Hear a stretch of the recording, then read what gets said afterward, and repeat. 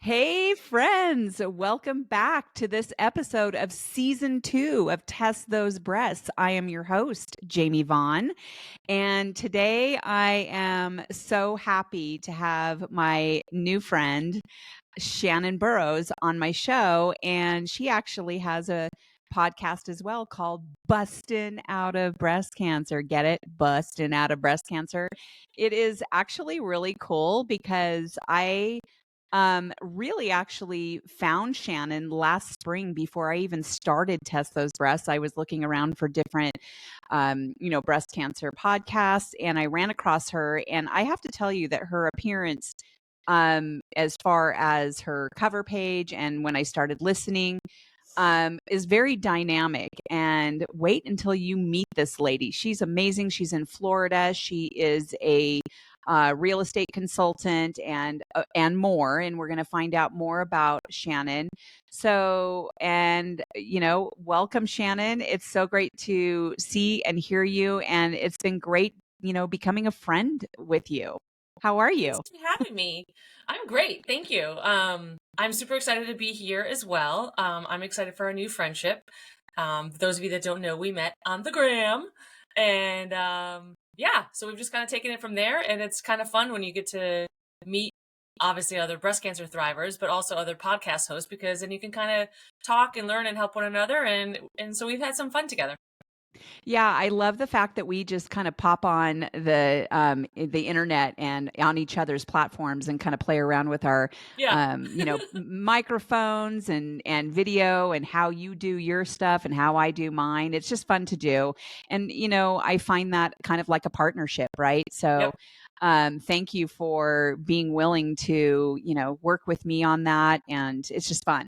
So, one of the things I really want to talk about is number one, my audience. I want them to hear your story because it's pretty dynamic and especially for who you are today post breast cancer as far as treatment and everything, and what your purpose was to try to get through the treatment. For me, my audience probably notices I have this cute little monkey on my back. Her name is Laylee. She's my granddaughter, and she is the daughter of our oldest daughter, Hannah, who is my stepdaughter. And Laylee, honestly, is one of the reasons I was like, I got to get through this breast cancer. This really sucks. And I need to figure out a way to get through this so that I can help educate too and grow old and have her with me and things like that. And so, Laylee, can you say hello to the audience and to Shannon? Hello. Hello. So, Laylee's kind of funny. She's old enough to understand that Glamma, she calls me Glamma, had breast cancer. And she also understands and remembers that 2 summers ago, I was flat out bald. And that's kind of strange for a little girl, to see someone go bald. And so, how was that for you, Lily? What were your thoughts when Glamma told you that I had cancer and that I was going to lose my hair, and then I did lose my hair? What were your thoughts about that? Very sad. Very sad. And then what? Did you get used to it that I was bald? Kinda? Not really. Not really. It was really weird. We have some fun pictures together.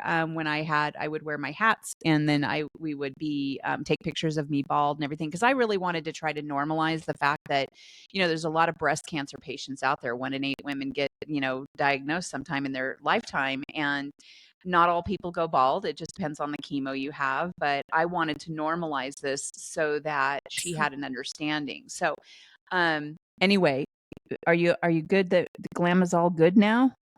Yeah, and she knows that I had a double mastectomy and reconstruction. She's seen the incisions and everything. So she's been with me the whole time, and I just love this girl. And she's just she's so smart, and so she's one of my whys. And so, okay, so I'm gonna get on with interviewing Shannon so that we can hear her story. Okay, so you can go up and do some yoga with Pops.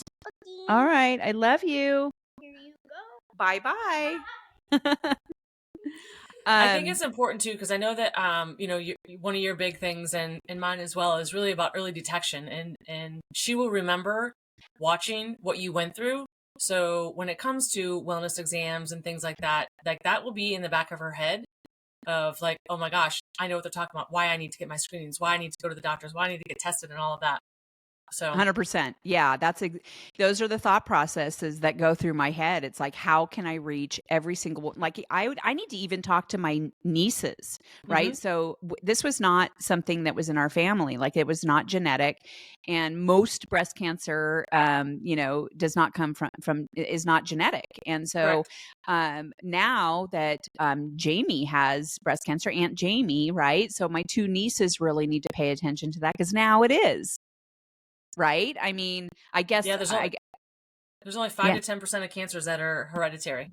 Yeah, yeah. So, enough about, me and all that.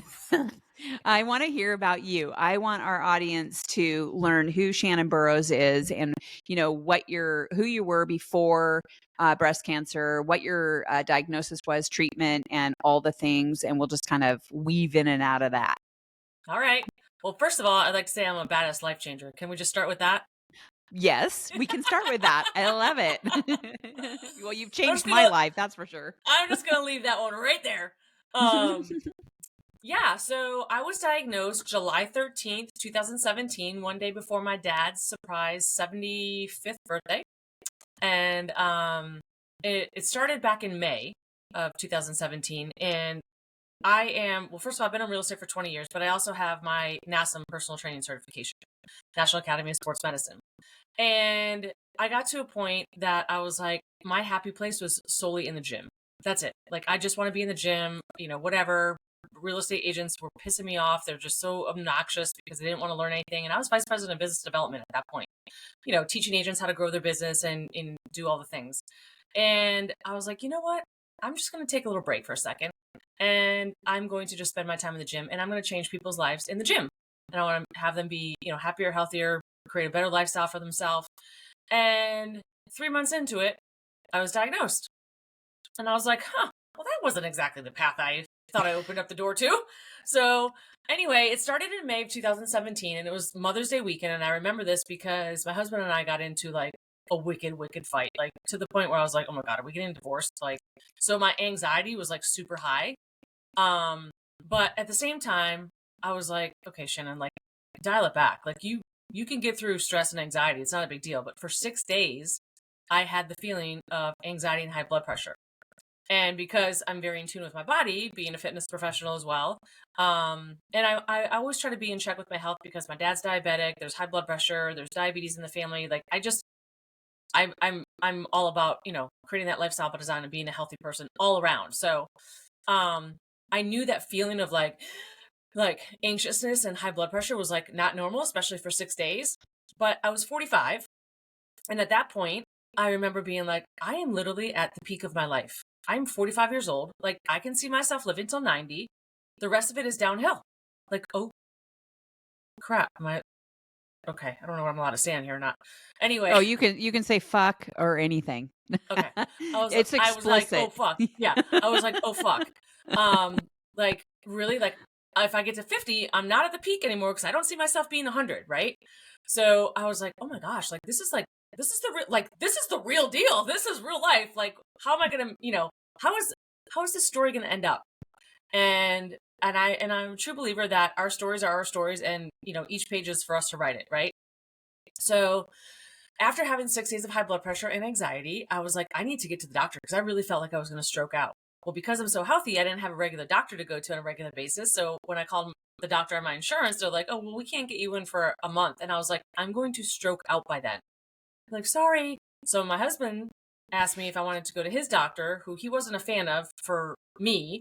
He was fine with him. And I was like, yeah, I don't care at this point. I just need to go somewhere. Well, sure as shit, I went in there. My blood pressure was 170 over 130. Oh my. Yeah. And I was going to stroke out. Doctor threw me on the EKG table. Everything was fine. And he was like, well, we're going to start with, I'm going to give you this pill. And I was like, and what is that? And he's like, you're going to be on a prescription for high blood pressure and anxiety. And I was like, the fuck I am. I'm like, I am not. you're not giving me a pill to mask the problem. What we're going to do is we're going to sit down and we're going to get to the root of the problem. Now, I don't believe in pharmaceuticals if you can get to the root of the problem, right? Like there's times that you have to take medicine. Obviously, if you're diabetic, you have to take insulin, right? There's things that you have to do. But the majority of health issues come from within, and most of it comes from inflammation in the body. And being that as a health professional, like I'm like, let's dial in, let's dial this back, and let's really get to the root of this, because there's something underlying here, and if we can fix it, let's fix it. So for me, I was like, it has to be my hormones. My hormones have to be out of whack. They're like, not balanced. Rewind a bit. Rewind and fast forward at the same time. I do attribute my breast cancer to going through in vitro. I had to go through in vitro fertilization to have my daughter. And I got pregnant at 35 and had her at 36. I lost her twin, and they wanted to do an amnio on me, and I said no, because this was the only, I'm not going to risk losing the other child. And I remember being like 35, 36, and I'm thinking, this is a lot of hormones that like went into my body, but never thought like, and I'm sure it was on page like 26 of 126 pages that were like, you're at risk for, and I'd be like, okay. And to this day, honestly, I would do it again. I really would, because my daughter is my miracle child, and she is the world. And I did 2 more cycles after that, and she is one of my whys, but I want to get back to mark that one, because your whys change. So I remember being like, we need to check my hormones. And he was like, well, that's fine, but that means I'm going to have to do your woman's wellness exam. And I was like, we can do whatever. My OB just passed away last month from brain cancer. And I was like, but you're not doing my woman's wellness exam. Let's just make sure we're clear on that. You're not going to my cha-cha. So we started with that whole process, and we were like, okay, did that, did the gynecological exam. And then he was like, when's the last time you had an MRI? And I was like, I don't know, last time. And I realized I missed 1 year. He's like, well, all right, let's get in for the MRI. And I was like, okay. Went for the MRI. And now we just recorded your podcast for my episode, and we talked about the face that the doctors, you just know, right? Like when I was in the doctor's office, when I went for my ultrasound, and I found out the ultrasound tech was like, no words, right? And that's when I found out I lost the twin. There's no more heartbeat. And then it was, can you just go sit out in the waiting room and wait for Dr. So's? I'm like, this is not normal. Same thing happened. It's like, you got your MRI.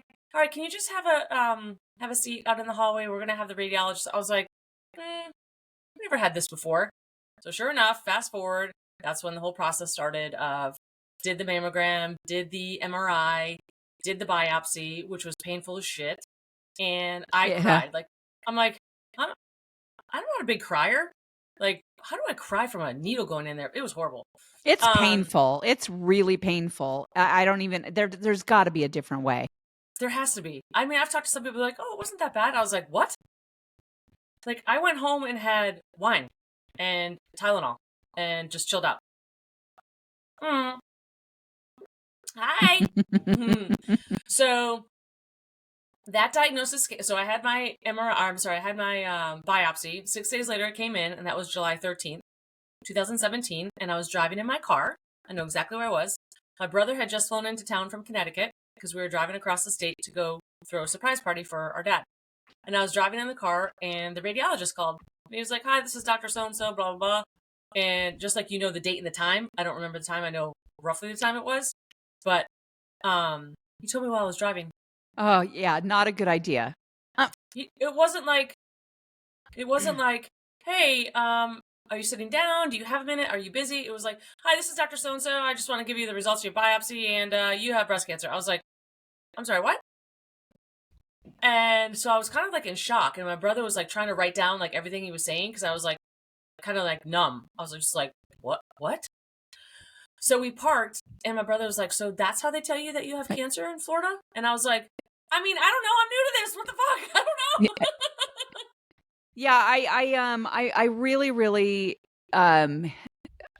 get very twitchy when I hear stories like that, because there needs to be more empathy and compassion, and with how you're telling people. I have a really good friend of mine who has colorectal cancer, and they told her when she was shopping, and like she was by herself, and she was, I think at, I can't remember, she was in some cosmetic store, and she called me up and she said, literally, they just called me to tell me, and I'm like by myself.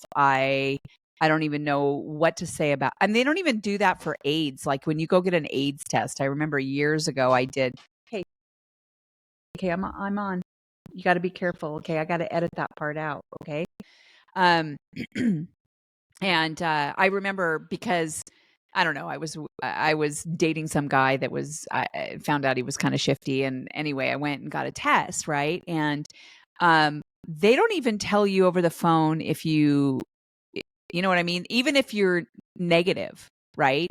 So it kind of scared me. They called me and said, "Hey, we need you to come in." And I came in there and we sat down there. It's like, "Oh, you don't have AIDS." I'm like, "Oh God, thank you." You know, Meanwhile, I'm like dying to hold right in here, right? but I mean, like I was so scared. It's like, oh my gosh. And so, I mean, it just, there's got to be a more, a better way. And I know that there are a lot of radiologists and other, providers who do actually tell you in a good way, like, are you sitting down? Are you okay? What can I do to support you? Whatever. So sorry that you had to go through that. I mean, they call you in to go over your blood results when you just Yeah. have a blood panel. Yeah, it was crazy. So shortly after that, then my doctor called to tell me. I was like, yeah, I already know. The radiologist already called me. He's like, all right, so I need you in here ASAP. And I was like, well, I'm going across the state for the weekend. I'm sorry. And so he's like, we need to get in here, blah, blah, blah. I'm like, okay, fine. So my diagnosis was DCIS. And some people are like, well, DCIS, why did you go through a double mastectomy? Well, I went through a double mastectomy because my general surgeon said, hey, since we have your biopsy, your thing, let's just go ahead and send it in for an oncotype test. And I said, okay, let's do that. So I said, what's that going to do? He's like, it's going to give you your rate of recurrence. And I was like, okay. Because I was like, again, 45. I'm like, I'm not having kids, like whatever, like I'm done with that. And it was a struggle for me because I was like, at first my oncologist that I fired, he was like, well, just do the lumpectomy and radiation. And I was like, that actually doesn't sound like a really valid option for me, but thank you for sharing. And because again, standard textbook, right? Here's the diagnosis. Here's the, follow up with doing this lumpectomy radiation. I'm like, well, I'm not interested in just having part of this taken out and then it possibly come back again. And then I have to do this again. And I'm definitely not interested in radiation. So there's got to be something else. So I waited for the oncotype test to come back and it came back super high. It came back at 56, which meant that I had a pretty high number for it to come back again. And I was like, well, I'm not interested in that either. So I went back into my oncologist who was like this really just like pompous little Argyle sock jerk, right? Like nothing against Argyle socks because, I grew up preppy, but I mean, just this little like Weasley, anyway, I fired him. So I said, listen, this doesn't seem like a good option for me. I think I'm going to go ahead and follow through with the double mastectomy. And I had asked my general surgeon, hey, if I was your wife or your daughter or your sister or your mom, what would you recommend? And he said, double mastectomy. And I said, done, sign me up. So I went to the oncologist and I told him I was going to do that. And he's like, yeah, I don't think that's a good idea. And I said, well, thankfully you're not in charge. So you will no longer be getting my $25 copays. Bye-bye. And that was it. And I said to him, I said, listen, I said, I feel like this really had something to do with going through in vitro. And he was like, oh, that was 10 years ago. And I said, right, but you don't plant an apple seed and it grows the next day. And he was like, yeah, no, probably not. It's definitely not that. And I was like, okay, so we're not even in a conversation. We're in basically like, you're the doctor, you're going to tell me what to do. And I'm not interested in that game. I don't play Not that even game. on the same page. No. Hardly. We're not even in the same book. Yeah. We may not even be in the same book. library. Totally different genre. Yeah, exactly. So, so fired him and then went through the double mastectomy. And then, I will say that I did not, if I had to go back and do it again, my girlfriend Shannon, who also had 2 types of breast cancer at the same time, she actually worked for my general surgeon. And she had recommended to me that I go see this one doctor. And he was in the same plastic surgeon office, Florida cancer specialist, not Florida cancer specialist, but the plastic surgery of the Palm Beaches. And my general surgeon usually refers me to Dr. Vineyard, but he didn't do that because I just said, well, I'm going to go with Dr. I'm not going to say his name because I'm going to trash him, so I'm not going to trash his name. Anyway, I'm all about uplifting somebody. I'm not about trashing you just because it was my experience. It doesn't mean everybody.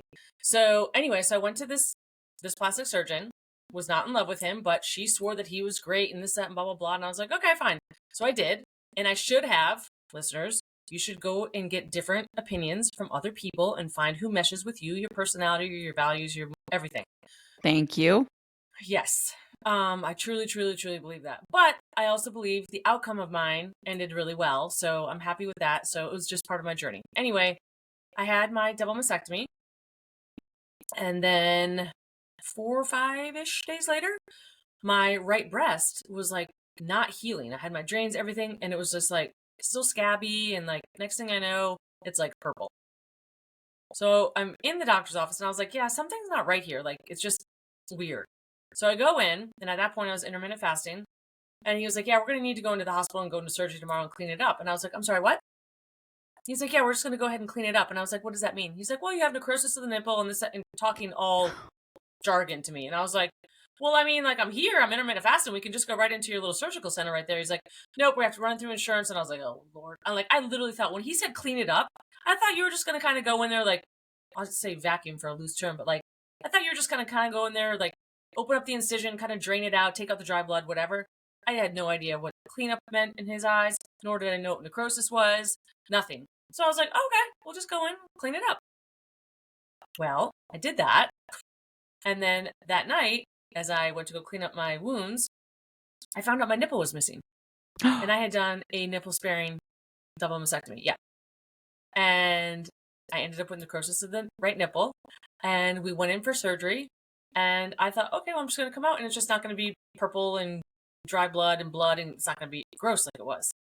And it was 11 o'clock at night. My husband was in my daughter's room, had put her to sleep and fell asleep in there. And I went to go do my drain and clean my incisions. And I looked and my nipple's missing. And I was like, what the actual fuck?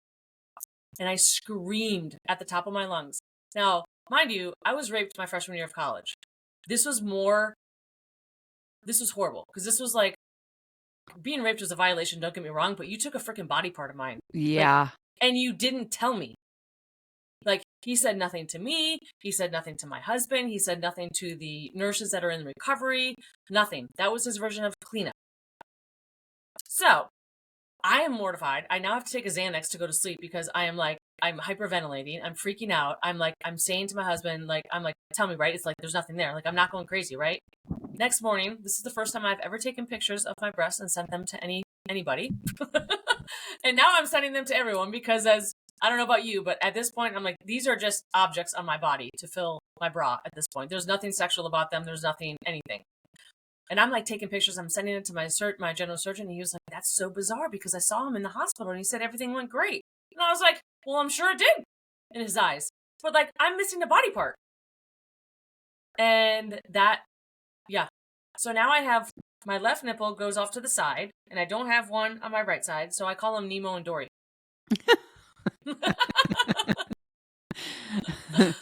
Yep. Yeah. You just have to pull some humor in there, right? Just to, yeah, that is quite a story, Shannon.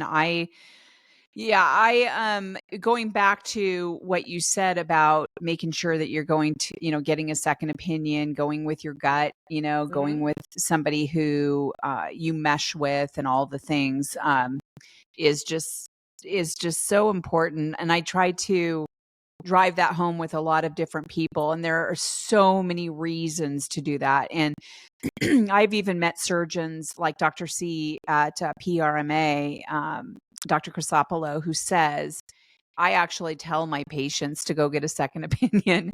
And, because it's not going to hurt anyone.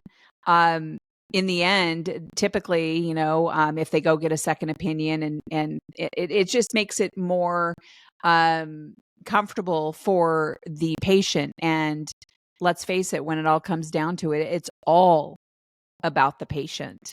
Mm-hmm. It's, and so I'm just really sorry that happened. So So they were I want not to continue on that for a hot second. Hold on a okay. second. Yeah. Because it's not just the one doctor. You want to make sure that your whole team is on the same Yeah. page. Like, maybe your radiologist doesn't, jive with your general surgeon, or your plastic surgeon doesn't, like, they need to all be on the same page, because, I mean, they're essentially kind of like the board of directors for this journey, right? Yep. Yep. And I think it's super important that you have doctors that you can ask your questions, do your research, get second and third opinions, whatever, and go back and have those discussions, not shut you out and be like, no, this is the way it's going to be done. Right. Because we're all individual, right? It's not just textbook where like, oh, you have high cholesterol, well, you better take this, or, take some statins for that. It's like, no, you're an individual. And you know what? You might have some other things that go along with whatever this disease is. You know what I mean? Yeah, and I've heard so many different stories about this type of story anyway. Even my general surgeon, and actually she's more of a breast surgeon now. She was a general surgeon. She primarily deals with breast. Here in where I live is amazing. She put my port in. She's just a really great surgeon.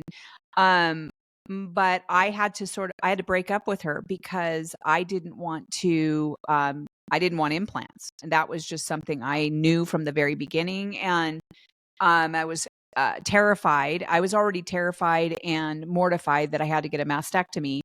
And so luckily, I always tell people it's kismet that I had 3 different people sort of do an intervention and say, hey, there's this other kind of surgery that can be an option for you. And when I did ask her about it, I, she kind of pushed it off like, I don't know too much about that, but my biggest concern is there's no local care. Well, the facility that I went to is a world-renowned hospital for breast surgery only. And of course there is local care if you need it. If you're, you have people coming in there from all over the world. They've got communication with, providers everywhere. But I think the most disappointing part for me was that there was no, let's sit down and talk about this. Let me learn more about this, and let's sit down and talk about what's best for you, Jamie Vaughn, you and your body and what you envision. There was nothing like that. And so I just happened to have the strength enough just to say, I'm not doing it here. I'm going to do it in New Orleans instead. And so that's, but not everybody's like that. Some people, they just get shuffled in and you're like, okay, whatever, and then. Because they're scared. They have a scarcity mindset of like, oh my God, I was just diagnosed with cancer and these are the doctors and they're telling me what I should do and I should follow all these things. And then they're left with like, oh no, what if that wasn't the right thing? It's really sad. And especially these younger women that are getting diagnosed, and men, women that are getting diagnosed and they're thinking, oh my God, like they have to consider like childbearing, nursing, like all of that. It's a lot. Well, and excuse me, I've just gotten over having a huge cough. Sickies. Yeah, a little sickies, but it's just hanging on. And that is primarily really why I started the podcast, Test Those Breasts. And because my main audience, they are, breast cancer survivors, but there are a lot of people who are not yet. And, so my biggest mission is to reach those people who have never been diagnosed, because we know that 1 in 8 women get diagnosed. And so chances are it's a really good chance that people, you're going to get it, right? Men and women. And so, I want to be able to educate them so that when it does happen, they can think, okay, I remember listening to a podcast on Shannon Burrows busting out of breast cancer, or Test Those Breasts. And I remember them talking about getting second opinions and understanding that there are actually other options out there. Yep. And it's important to plug yourself in to find out what those options are and recognize when you're being shuttled into certain things and being told you're going to do this, and this, that there are other options. And so that's my biggest fire in my belly mission that I've got. And so, because I wish so much I would have known about that kind of surgery, like really known about the kind of surgery that I had way before, and instead of at the last minute really finding out. And it was just a very stressful time. So yeah. Well, to your point, like your surgeon that you broke up with, because she doesn't specialize in that, it wasn't an option. So therefore, Right. it's not even on the table, right? Right. So they're not going to bring up options that they aren't comfortable with or they don't know much about because they're going to stay their lane, which Exactly. is kind of good, but It not good for is. you as the patient. Right. So like and that's to me, that's completely opposite of what my thought process was, because of course she's not going to say what the options are.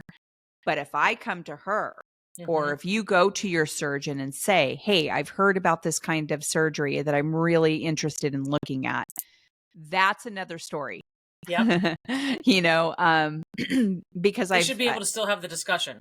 Yeah, for sure. Yeah. And again, and it's not about trashing my surgeon. She's wonderful. She's a wonderful surgeon. She took my port out and she was super kind to me, asked me questions about the surgery when I'd already had it. Super kind about it. I just really want there to be something different in our area where we can actually have those options. And I'm going to push for it.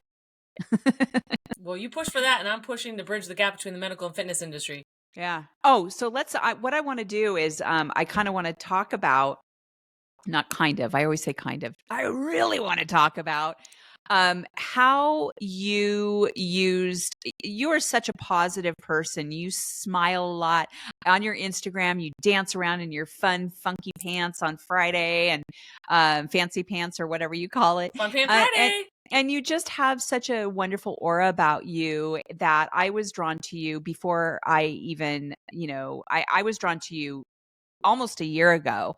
And I think I even reached out to you. I think I sent you an email or a message somewhere, and I don't even know where it was, that said, hey, I'm really interested. I don't even know what I sent to you. All I know is that I think I made connection. I didn't make a connection, but I sent you something. Oh my God, I'm so sorry. No, I don't even know what I said, but more importantly, we found each other on Instagram, and I remember the day, because I followed you, and I think I followed you. I think when I remember the day that you followed me, and I'm like, yes, I'm starstruck. Aww. Shannon Burrows from Posting Out of Breast Cancer followed me, and I was so excited. And then we just made that connection. And honestly, it's like we're sisters from another mister, which is really fun. It's one of the silver linings, because I just really, the sisterhood. And so let's talk about your exercise program that what you became certified in. And I also want to talk about how you live your life today to, I guess, inspire people and to keep yourself going, because we know that, for some people, breast cancer is something that we just want to shuffle under the rug and move on with life, and which is fine. But we also know that it's always there. Like, we always know that we are a breast cancer survivor. And so what is it that is the fire in your belly that keeps you going and makes you happy and helping other people and all the things? Well, first of all, my mission is changing the world one smile at a time. And SMILE stands for simply making individual lifestyle enhancements. And that is what gets me up every day. Like, I literally think that I'm that crazy freaking person that can change the world, because I will. One person at a time, right? One smile at a time, one person at a time. That's it.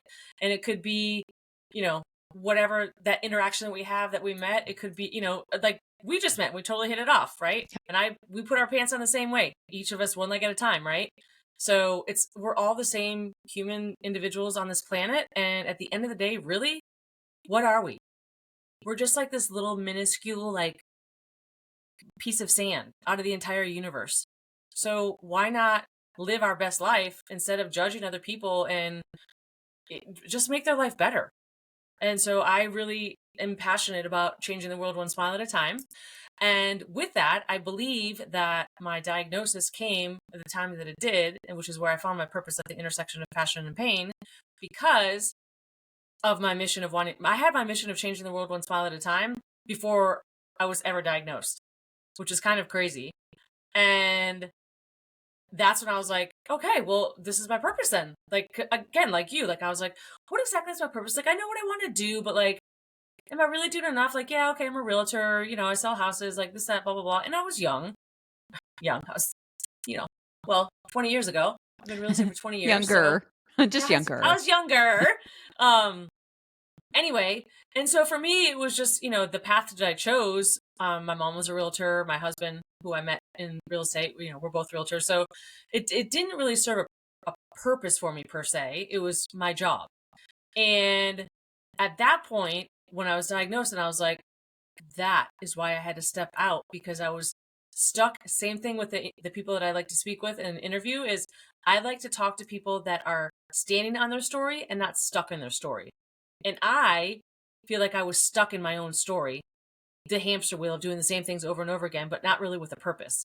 So when you can stand out, and this goes for life in general, when you just kind of feel like you're in that rut and you're just like, oh, like what's going on? Like what's happening? The woe is me. First of all, I can't stand woe is me. It like really makes me want to vomit. Because I can't understand why you can't get out of your own way. And sometimes it's hard. I get it. But that's why you have to talk to other people and you have to kind of get out of your zone, your comfort zone. You know what I mean? And you just learn. Even if there's just one thing that I said to you that like changed your life, my mission's accomplished. Right. You've saved the world. Yeah. And I really I am that crazy person and my daughter was like, okay, yeah. And I just want to have peace and joy. I was like, perfect. You can help me change the world. It's going to be great. And so my positivity comes from, honestly, my mom telling me, which is kind of funny because she's kind of a negative Nelly now that she's older and like divorced from my dad and whatever. But anyway, she always told me that I could do anything I set my mind to. And that literally stuck in my head. Like literally. She's like, you can do anything you set your mind to. What's the problem? And that's it. It's always that voice in the back of my head. And I will talk to anyone, anywhere, anytime about anything.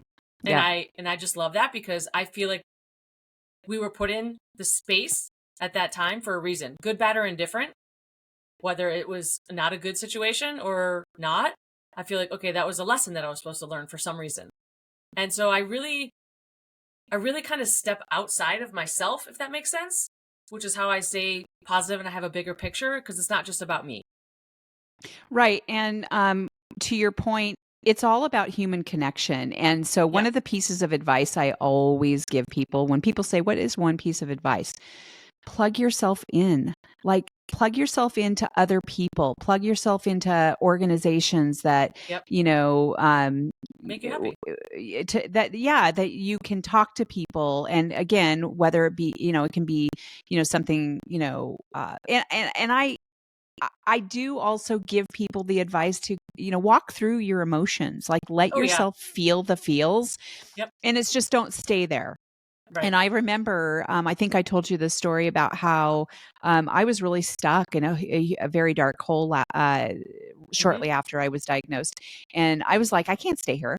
I'm not going to survive if I stay here. So I literally took it upon myself to find those people out there that I could have that human connection with. And it helped so much because some people just put themselves in that hole and woe is me, and it's okay to be woe is me for a minute, but get out of there and figure it out a way. And so this whole podcast for me, talking to you, talking to all kinds of other people has helped me stand on top of my story. Like you talk about, instead of staying in the story, I don't always talk about myself. I always am interested in other people and to help that next person. So because you can always learn. And I want to stop for a second.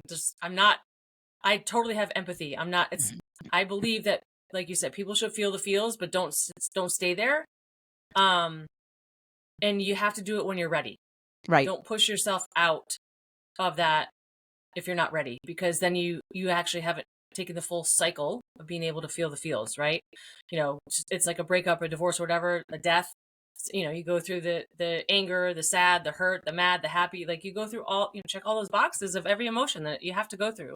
And for me, I just felt like that was my diagnosis. There was a reason. Like I already knew at that point, I was like, okay, well, what is my reason? What's happening here?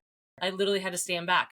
And training in the gym, I was like, well, crap, like I can't, like, what am I going to do? I'm coming out with T-Rex arms. Like, how the hell am I going to go back to the gym? Like, I don't know how to get myself through this.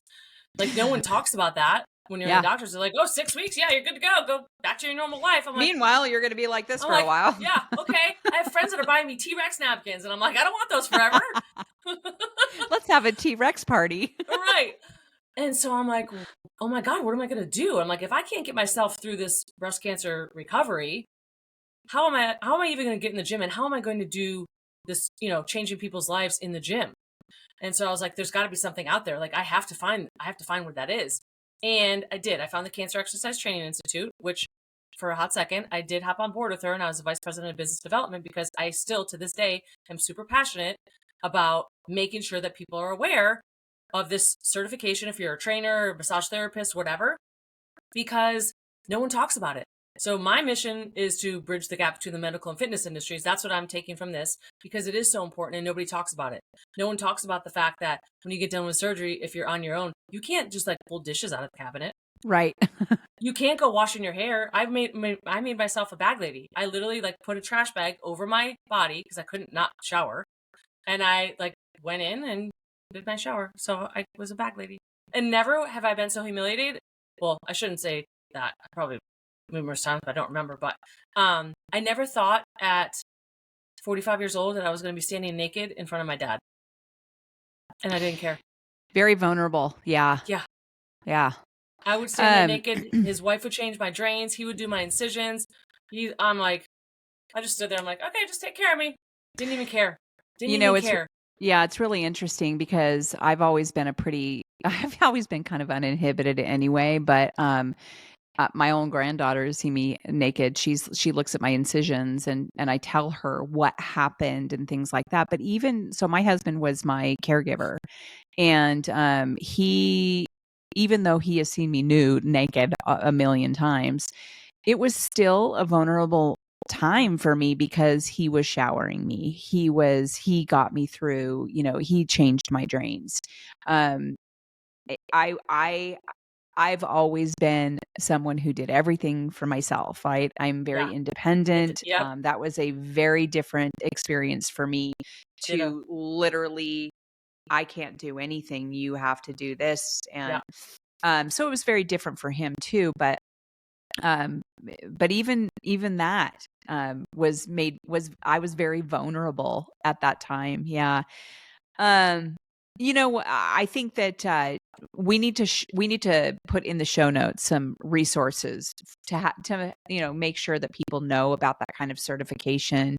And so I became a certified cancer exercise specialist at that point. I knew that was my big takeaway from this was I needed to be the voice because I am, in the real estate community. I'm in the community in real estate and I talk to everyone. I'm a connector. I know a lot of people. And this was like, okay, well, this is what you're supposed to be doing. So being in real estate isn't just for me about selling homes. It's about what happens. It's about being able to live that life of wanting to give back and help others. So for every real estate transaction I do, I give back to the breast cancer community and I make it my mission to bridge that gap between the medical and fitness industries, whether it's support groups, whether it's educating, the medical people that I'm interacting with here or different breast cancer communities. It's just really important. So I want to get all boots on the ground to get more people certified. So, other survivors have those resources. I love that. And you don't only just do stuff for breast cancer. You actually did an organization thing this morning, right? You did like a live organization. Can you share what you did this morning? Yeah. Because I don't know enough about it. So I partnered, my professional organizer that I partner with on my team, she's also a breast cancer survivor. And we just, again, like you and I, we just totally like hit it off. I literally was looking for a professional organizer for one of my listings because they were going to be moving out of state and I needed someone that could help. She actually has a background in estate planning. And I was like, oh, great. She's got all these connections for like, these expensive artwork and things like that. So we just connected and hit it off. She was a survivor. And I was like, I need you on my team. I need you on my team. And so we've just hit it off. And so she is awesome for my buyers for moving and for packing up and awesome for my sellers for getting listings going. And so I was like, we need to start a group together because we're so super resourceful when it comes to organizing, decluttering, like it just, our brains work in the sense of like, we need to help people. And I'm all about empowering women. So we started a Facebook group called Cozy Dwellings with your favorite realtor and organizer. So this morning, we decided we were going to do a digital decluttering workshop.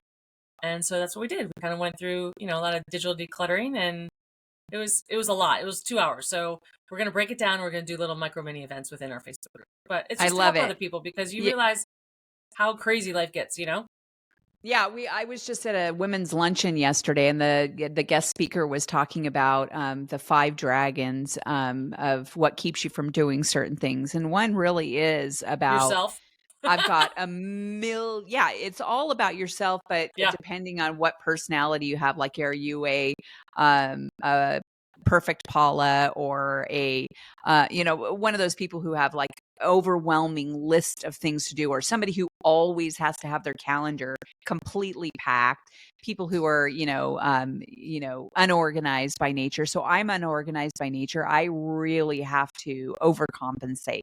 So like every single year, taxes are just a shit show for me, just to be Ditto. I mean, I have all my stuff. It's just a matter of why don't I just plug it into QuickBooks, la la la. So I'm going to go back and watch that because you said that you recorded it, and so we'll put that in the show notes too if people want to watch that. We actually, to be transparent, we actually took it down because it was so long. So we said, let's break this down, and we're going to do micro mini events. So we're gonna start doing it. Our first one will be the last Sunday of this month.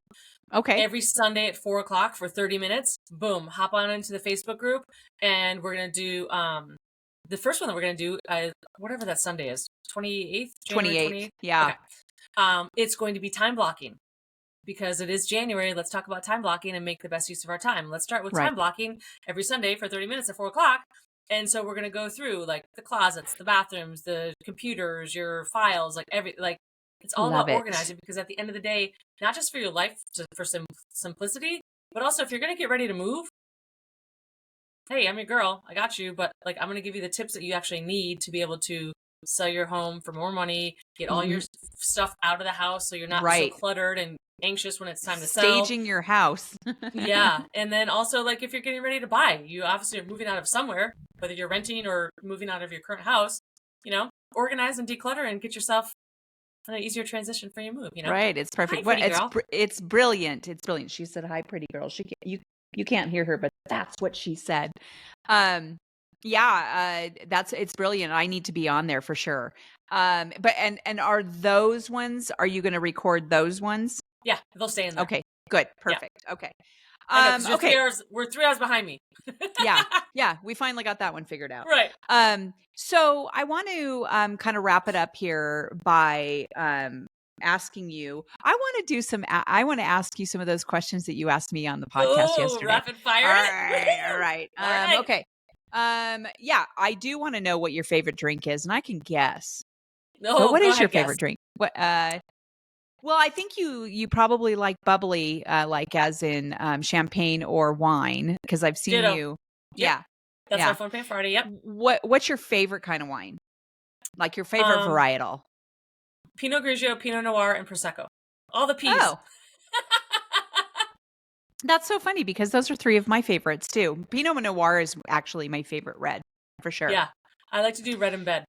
Have you red in bed? I love it with a little chocolate. Sometimes. There is a scene from. Did you see Sideways? The movie Sideways? No. Oh, you got to watch that with Paul Giamatti. And I'm just going to have you watch it. There's a scene in there that he has. It's like a monologue about why Pinot Noir is his favorite.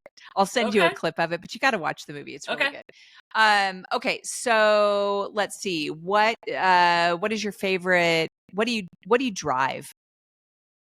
I just got myself a new car this past year, and I got a 2022 Palisade Calligraphy. And I love it. Her name is Pearl. She's beautiful. Oh, Pearl. Beautiful. That's a neat name. I wear my mom's Pearl. I love it. Aw. Okay. Coffee or tea? Neither. Okay. Hot chocolate or hot water with lemon? Hot water with lemon. I'll tell you why. I don't do coffee. I tried to do coffee around 45, 46. I'm like, I've made it this far in my life. Why the hell do I need to start doing this now? This is a horrible habit. And come to find out, my body can't handle caffeine. Oh, okay. Well, I guess that's a reason. Yeah, I go off the Richter scale. Meat or no meat? Yeah, bring it. Good old filet. Bring it meat. Okay, bring a filet. Yep. What is your favorite restaurant? Sushi. You and I, we need to go to sushi sometime. Do you know Sushi that and we wine. have sushi and wine. I like it. I love it. Okay. What is your one big, huge piece? And I know this has been sort of kind of talked about throughout the whole podcast, but if you really had to leave someone who has just been diagnosed with breast cancer, or any cancer really for that matter, what is your one big piece of advice that you would leave them with? I would send them my ebook that I wrote for that exact thing. Okay. And I would send them my ebook, and I would really, really drive home to be your own advocate. Okay. I like it. Advocacy. Drive it home. Ask questions. Ask questions. Don't be afraid to sound like an asshole.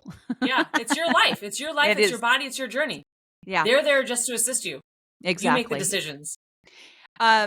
So we're in the show notes. I'm going to put how to reach you, all the links that anything that we talked about your podcast episodes and with busting out of breast cancer. And it has been such a pleasure having these conversations with you.